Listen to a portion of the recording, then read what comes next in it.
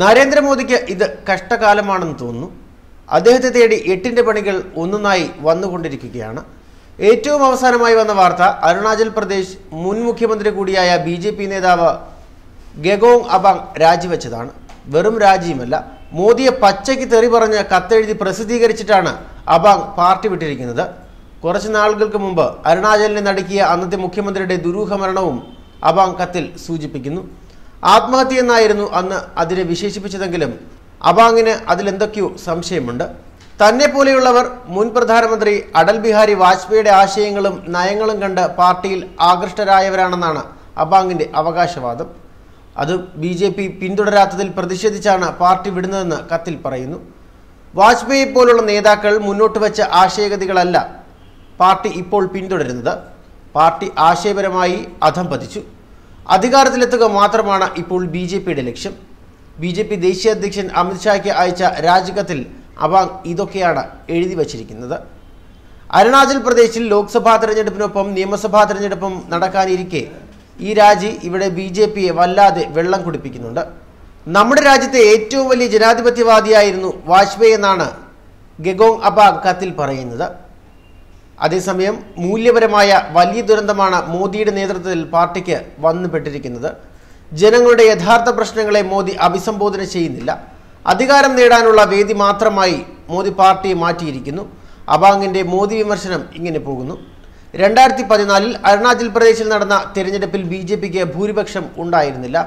എന്നാൽ അവിടെ പാർട്ടി വൃത്തികെട്ട അടവ് നയം കാണിച്ചു. ഭരണകക്ഷിയായ കോൺഗ്രസിൽ നിന്ന് കുതിരക്കച്ചവടം നടത്തി MLA-മാരെ വിലക്കെടുത്ത് BJP സർക്കാർ രൂപീകരിച്ചു.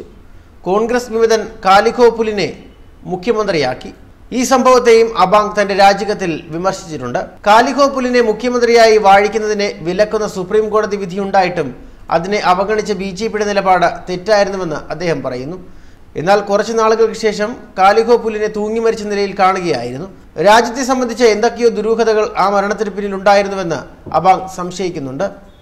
എല്ലാം കുഴിച്ചു മൂടപ്പെട്ടു. BJP ആകട്ടെ കാലിഖോയുടെ ആത്മഹത്യയെക്കുറിച്ച് ഗൗരവമായ ഒരു അന്വേഷണവും നടത്താതെ ബോധപൂർവമായ മൗനം പാലിച്ചു. എന്തായിരുന്നു അധികാരത്തിന് നടുവിലിരിക്കെ അദ്ദേഹം ആത്മഹത്യ ചെയ്യാനുള്ള കാരണമെന്ന് ലോകത്തിന് അറിയണമെന്നതും അബാങ്ങിന്റെ ആവശ്യമാണ്. വടക്ക് കിഴക്കൻ സംസ്ഥാനങ്ങളിൽ മൂല്യവും ധാർമ്മികതയും നടപ്പിലാക്കാൻ BJP തയ്യാറായിട്ടില്ല എന്നും അബാങ് എഴുതി. മാധ്യമങ്ങൾക്ക് നൽകിയ കുറ്റപത്രത്തിൽ ഇക്കാര്യം പറയുന്നുണ്ട്.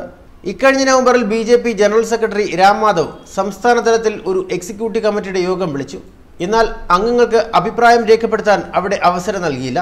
ഇതൊക്കെ ജനാധിപത്യം തൊട്ടു തീണ്ടിയിട്ടില്ലാത്ത ഒരു പാർട്ടിയാണ് BJP എന്നതിന് ജനങ്ങളെ ബോധ്യപ്പെടുത്തുന്നതാണെന്നും അബാങ് വാദിക്കുന്നു. ഇങ്ങനെ നിരവധി രൂക്ഷമായ വിമർശനങ്ങളാണ് അബാങ് BJPക്കെതിരെ ഉന്നയിച്ചിരിക്കുന്നത്.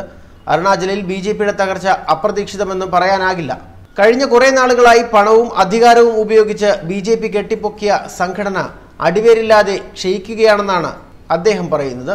നിരവധി BJP നേതാക്കൾ കോൺഗ്രസുമായി ബന്ധപ്പെട്ടുകൊണ്ടിരിക്കുകയാണെന്നും അവിടുത്തെ കോൺഗ്രസ് അധ്യക്ഷൻ ടാം സഞ്ജയ് കഴിഞ്ഞയാഴ്ച പറഞ്ഞതേയുള്ളൂ. BJPക്ക് കേന്ദ്രത്തിൽ ഒരു മടങ്ങിവരവ് അസാധ്യമെന്ന തോന്നൽ ഇന്ത്യയിലെമ്പാടും വ്യാപിച്ചതും നേതാക്കൾ മറുകണ്ഠം ചാടുന്നതിന് കാരണമാകുന്നുണ്ട്. അസമിലും അരുണാചലും കെട്ടിപ്പൊക്കിയ BJP കോട്ട തകർന്നതിന്റെ തുടർച്ചയായി ഇതേ മാർഗം അപലപിച്ച് അധികാരം പിടിച്ചെടുത്ത് അയൽനാടായ ത്രിപുരയിലും അതിന്റെ അലയൊലികൾ താമസിയാതെ കണ്ടു തുടങ്ങുമെന്നും നിരീക്ഷകർ വിലയിരുത്തുന്നു. ഈ സാഹചര്യത്തിലാണ് പ്രധാനമന്ത്രി ത്രിപുര പോലെ കേരളവും പിടിച്ചടക്കും എന്ന് വെല്ലുവിളിച്ചിരിക്കുന്നത് എന്നതും കൗതുകകരമാണ്. ന്യൂസ് ഡെസ്ക് മലയാളി വാർത്ത.